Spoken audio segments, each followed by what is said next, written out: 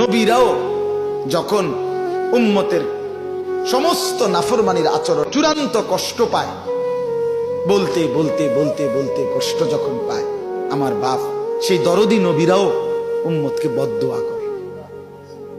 এই কথাটা আমার মূল কথা। সেই মায়ার নবীরাও উম্মতকে কিন্তু একটা পর্যায়ে আইসা, এই নূহ নবীর কথা কোরআনে স্পষ্ট আছে, 950 বছর পরে আল্লাহ ওনারে জানাইছে, ওয়া উহিয়া ইলা নূহিন আন্নাহু লান ইউমিনা মিন কওমিকা ইল্লা মান কাদ আমানা। আল্লাহ এখন থেকে নিয়ে আর সামনে কেউ যে কয়জন ঈমান আনছে তারা ব্যতীত লান ইউমিনা মিন কওমিকা, তোমার কওমের আর কেউ ঈমান আনবে না। খালাস, থামো, আর শেষ, আর হবে না। ফালা তাবতাইস বিমা কানু ইয়াফআলুন, অতএব এরা যা করছে তুমি আর মন খারাপ করো না, দাও ছেড়ে, 100 বছর হইছে বল, নূহ ছাড়ো, এবার তোমার অনুসারীগুলো নিয়ে আলগা হও, বাকিগুলোর ব্যাপারে আমি ফয়সালা দিচ্ছি। মিনিটে 10টা কল দিছে বন্ধু, সেই বন্ধুর প্রতি অভিমান করছে, কেন কলটা ফিরাইলি না, কেন ধরলি না? আমার মালিক যদি বলে শনিবার থেকে আজকের ভিতর এত বড় মাইক দিয়া শুধু এক মসজিদে না, চতুর্দিক থেকে একসাথে আমি আমার আজানের আওয়াজ শুনাইছি, বান্দা কেন আমি একটা সেজদা পেলাম না? জানোস না বাপ কি পরিমাণ কষ্ট পাবি বাপ, জানোস না? নওজোয়ান, এমন কিছু পাইলি না, কষ্ট কিন্তু পাবি অনেক। নারীর পিছনে পড়ে খুব বেশি কোনো সুখ কেউ পাও নাই, আমরা জানি, আমরা বুঝ আছি। পাইলে সাইয়া, নর্তকী সাইয়া খুব বেশি কোনো আনন্দের কিচ্ছু নাই, আমরা একটা বুঝ আছে, আমরা আইডিয়া আছে, আমরা একেবারে সিরিয়া খাই না।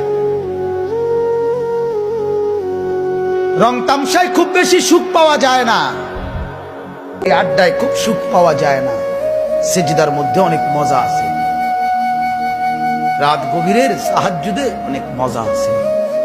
আমার বড় ভাই আলহাজ হযরত মাওলানা মাহবুবুর রহমান আশরাফি, আপনারা অনেকেই ভাইয়াকে চিনেন, তো আমার আপন বড় ভাই চান্দিনা আল আমিন কামিল মাদ্রাসার প্রধান মুহাদ্দিস, আমার পুরো মনে আছে মিয়া, আমার ভাই আমার মাথার চুল একদিনে মানে সেলুনে কইছে চুল কাটতে আইতাম, চুল কাটতে আইছি, ভাইয়া হাত দিয়ে কইতেছে, কয় সামনে পিছনে সমান হইছে না, আবার যা, আবার গেছি, সামান্য 19-20 বা 19.5 মনে হয় হইছে না ফুরাও, আবার আরেকটা কাটবে, আবার গেছি, 3 বার ভাই চুল কাটাইছে। কথা বুঝেন নাই? হ্যাঁ, এটাই জিন্দেগি, এটাই। আব্বারে আমি জীবনে একবার একটা মাদ্রাসায় পড়াকালীন আমি আমার আব্বা ছিলাম, আব্বা আমি এই মাদ্রাসায় পড়তাম না, মানে এই মাদ্রাসাটা বদলাই আরেকটা মাদ্রাসা ভর্তি করব। আমার আব্বা বলছিল, ফুত পরের বেলা ভাত 1 লোকমা আমার ঘরে মুখে দিও, সাবধান বাইরো, তুমি কই ফিরবে তোমারটা তুমি বুঝো, আর আমি যদি পড়াইতে হয় আমি জেনে দিছি এনেই ফিরতে।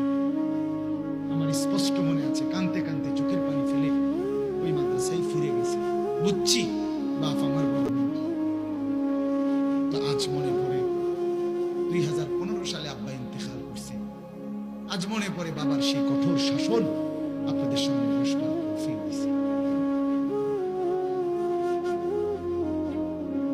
হেরে গেলে হবে না মুসলমান, হেরে গেলে তো হাইরেই গেল, হাইরা গেলে তো হাইরেই গেল।